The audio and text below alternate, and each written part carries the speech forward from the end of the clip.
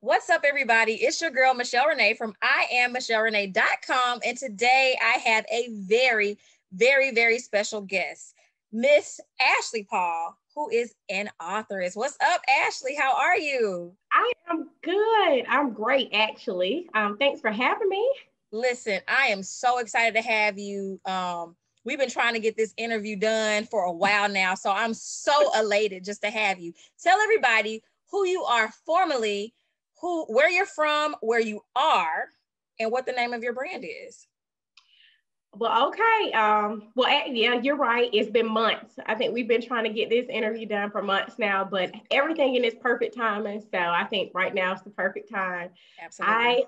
Like you said, I'm Ashley Paul. I am born and raised in Macon, Georgia. I currently still reside in Macon, Georgia. I'm married and have two amazingly beautiful children.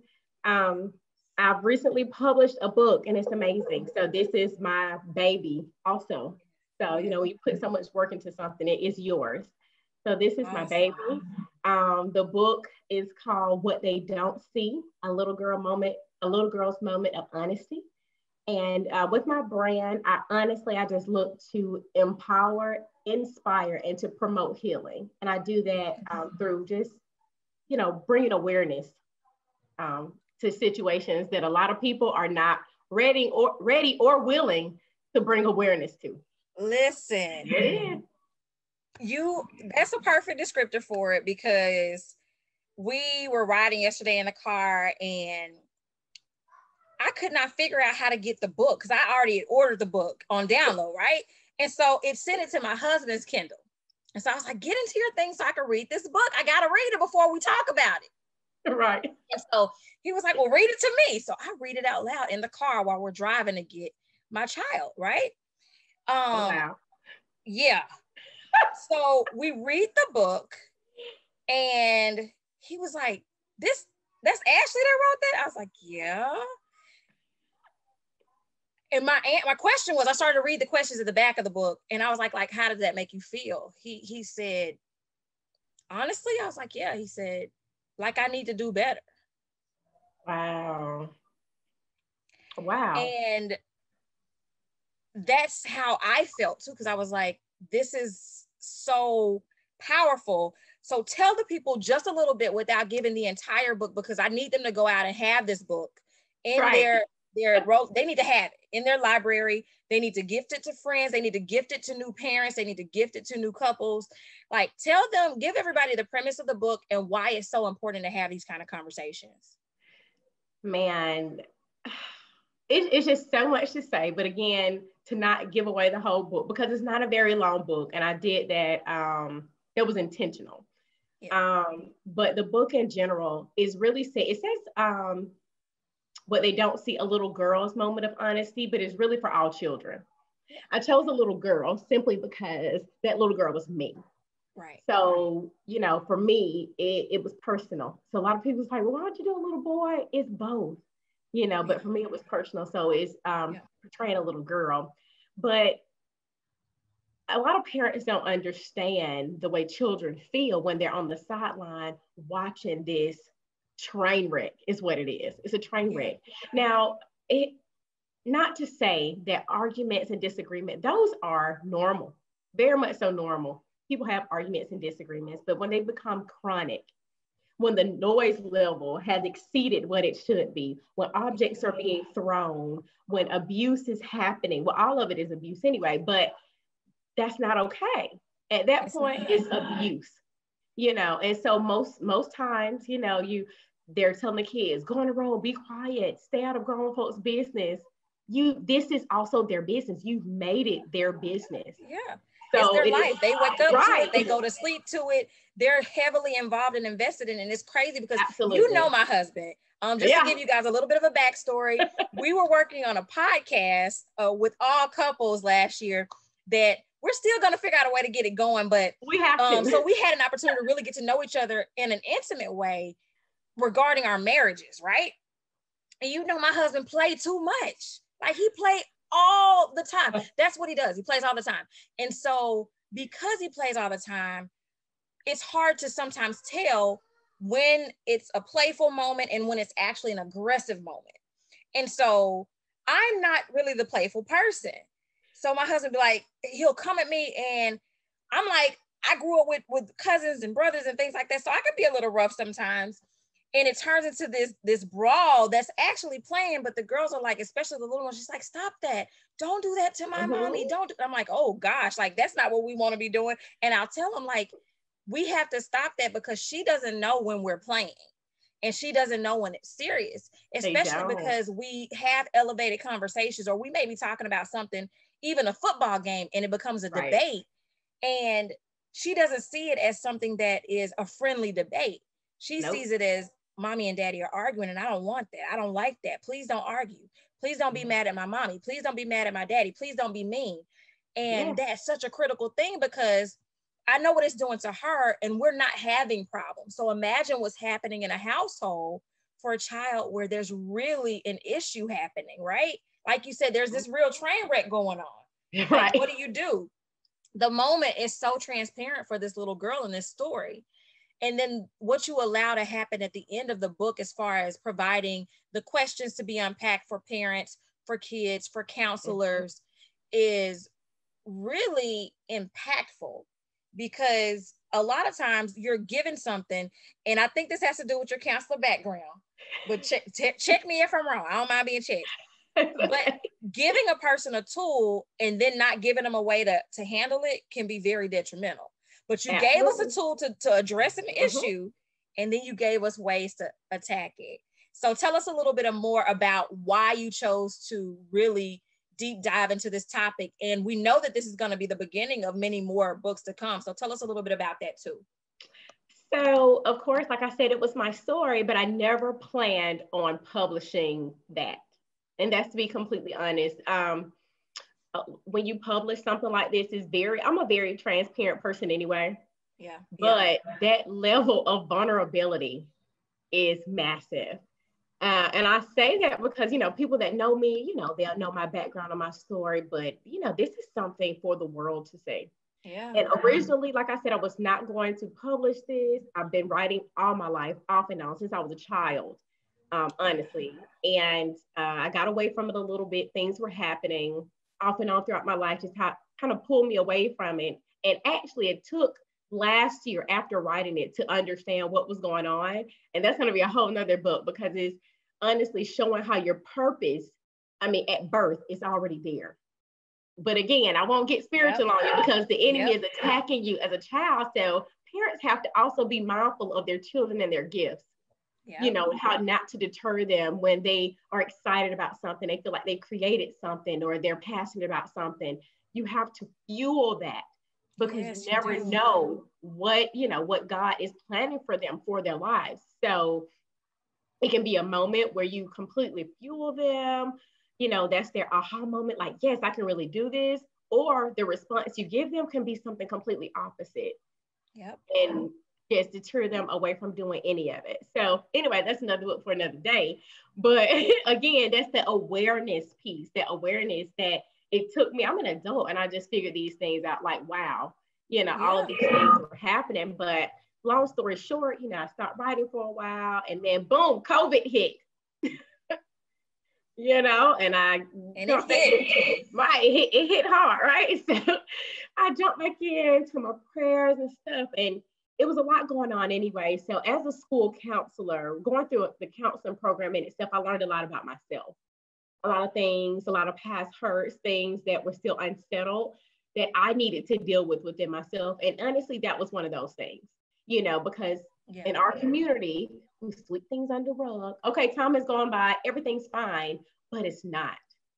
It had never been addressed. The conversations had not been had. Healing had not taken place. So I realized that. Then I got into the school system, and I realized these babies are dealing with the same exact thing that I went through, and that I was just healing from as an adult. I would see them crying. Oh my goodness, Miss Paul, I just wish my parents would stop arguing and fighting and this, and I didn't sleep last night. Well, why didn't you sleep last night? Hearing these stories, being able to relate to these kids. Again, I'm very transparent with them too. So at that point, I said, God, how can I do more? I want to do more. I want to reach more. And that's what he gave me. And I was terrified of what he gave me because I said, oh no, I'm not doing that. Nope. Everybody's going to be in my business. You know, this is crazy. That was my face the whole time because I'm going, I can totally relate. Understanding when I started working in the school system, the same struggles that I struggled with as a child are things that my students are struggling with. And it made me relate to them even more. And it made me want to be there for them. So they don't have to not have a person while they were dealing with these things. Right.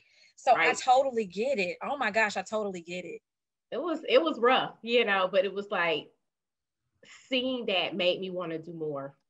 So when God gave it to me, even though I was hesitant, very hesitant, you know, that conviction was strong. I said, I don't want to do it. He said, but this is what you're gonna do.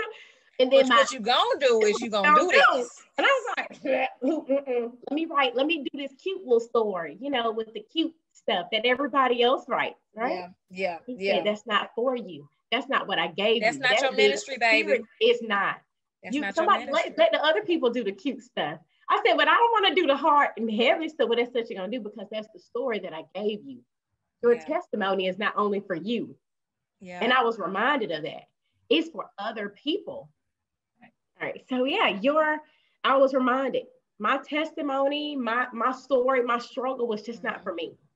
That's right. It was how I got through it, the things so that I can learn, okay, how to help somebody else through it. As a child, what did I need? What would have helped me in that moment? Yeah. It wasn't a cute, fluffy book with the warm and fuzzies. It was a very honest, transparent, raw book that I could look at and say, hey, that's me. That's what I'm dealing with. Hey, mom and dad, take a look at this. Yeah. And to give me those tools.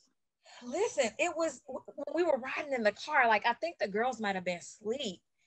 And I just looked at him and I saw his face shift. Wow. And we just looked at each other and was like, we got to do better. Like, and we have over the years, but it still shine a light on how this might have affected the girls prior to having a revelation that we need to do better. Right. The other thing I like about it is that everybody is not, while I'm an advocate for therapy, like I'm an advocate, go get yourself some therapy. I think that's important. Right. Have them on call, like be ready. I also recognize it in our culture because it's been so taboo for years. Many of us are not quite there yet. So some prefer to experience those therapeutic pieces vicariously, or they'll read about it. So having a book that they could use to unpack in this way is really powerful. And I don't feel like your book is a children's book. Like, yes, it's a children's book, but I really feel like there are some adults that can gain some healing from your book.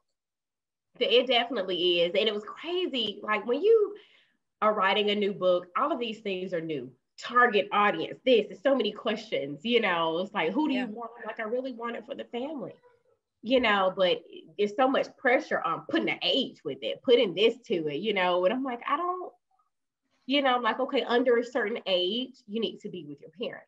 Over a certain age, you're okay, so but you are absolutely right. There are adults. I was one of them, who could definitely use this to start their healing process. Yeah. Tell us more about what it is that you feel like your whole brand is focusing on doing and what is to come from what we're seeing with you. Sorry about that little person over here asking to ride a motorcycle. But repeat the last part of that for me. What is it that you feel like your brand is really doing and how we can like describe it, and what do you see happening with it going forward? I mean, honestly, I need my brand to be worldwide. There is healing that needs to take place in every household, every culture, everywhere, every nation. It's needed, so there's no thinking small or I want to bring awareness. I want to raise awareness. Everything that I write will be to raise awareness. This was raising awareness about chronic domestic disputes. Part 2 will go along with that, but I have more. Yeah. Not on the same topic, but all of them revolve around bringing awareness so that we can do better. Absolutely. You know, Absolutely. I'm trying to break all of those things that were going on in the past, this generation, and I want it changed. I want us to do better. When you know better, you do better. But what if you don't know? You know, so and if you don't know, you can't grow. Exactly. You don't know, you can't grow. You just don't know. So that's my thing. A lot of people don't know, and that's okay. But let me do my part. I want to do my part in helping them and helping to teach them. Tell me, what is it that you really want people to know about your brand? How can people get in touch with you? And trust me, I understand. I'm a mom too. Mine is back here trying to ride a unicorn. I'm trying to keep them at bay. So, yeah, the unicorn. He got a motorcycle. I'm like, I want to ride the motorcycle. Like, really? Not right this second. And then I want an oatmeal pie. Oatmeal pie? I'm so confused. Listen, I get it. Tell everybody the life of a mom. Get in touch with you. Yeah, so more than one way to get in touch with me. Of course, I am on Facebook.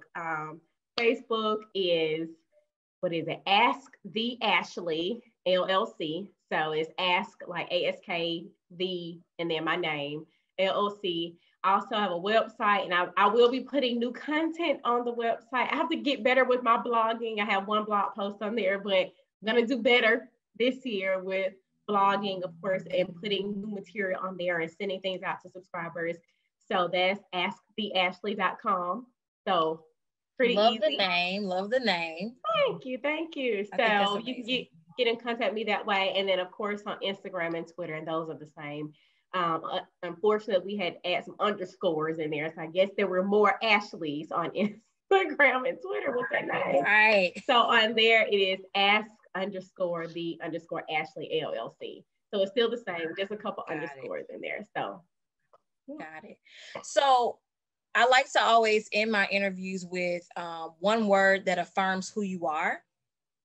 And so I kind of got an idea of it, but go ahead and tell the people what's one word that affirms. What's your idea? I gotta hear it. I was gonna say transparent. Oh, yeah. Extremely transparent and extremely determined. I cannot stop. Yes. You know, this is just too important to me and too important for others, even if they don't see it. So. Absolutely. And the thing about having a vision is everybody won't see or understand your vision. To be honest, I didn't even understand the vision that God had for me when he gave it to me, because it didn't make sense to me. But when it happens, even when we try to reject it a little bit, when it happens just as it's supposed to happen. And so it happens in the perfect time, and it happens exactly how it's supposed to flow. And I love that. Like, I love this because had I read that book 4 years ago, it wouldn't have been received the same way. Mm-hmm. You're right. Yeah. 4 years ago, had you produced that book, I wouldn't know you or have an exclusive to be able to read it first. So you think about all the different things that happen, and what better time to be able to share such a very important topic than when the world is kind of standing still. Exactly. Yeah. You know, you've got an audience that's captive right now that really can be in a place where they can receive what it is that you're sharing, and what you're sharing is extremely important. So I'm so excited. You guys heard all of the handles. Find her on Facebook, on Instagram, on Twitter. Ask the Ashley, ask_the_Ashley LLC. Yes. asktheashley.com. Find her, but most importantly, go and buy this book. Yes, it's on Amazon. Buy the book. Please go get it. Yes. Let's go get it. You got to go get it, and it will be the most impactful read you have. And I mean that from my whole heart. Like, it is going to shake your soul. It is. Because it's one of those things where you don't realize the healing that you need until you're in that place or having to actually address it head on. So I'm so excited for this journey. I cannot wait to bring you back when the next book drops. I know it's going to be amazing. And just keep doing what it is that you're doing. Keep walking in your purpose, and keep putting it out there honestly and vulnerably, because that's how we heal. Absolutely.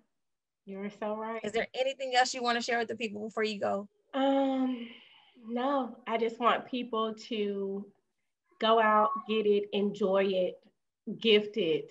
You know, we all know someone that needs it. You know, be a part of the change and don't be afraid of being a part of the change. Sometimes when we know people who are dealing with this, we are afraid of how they may respond.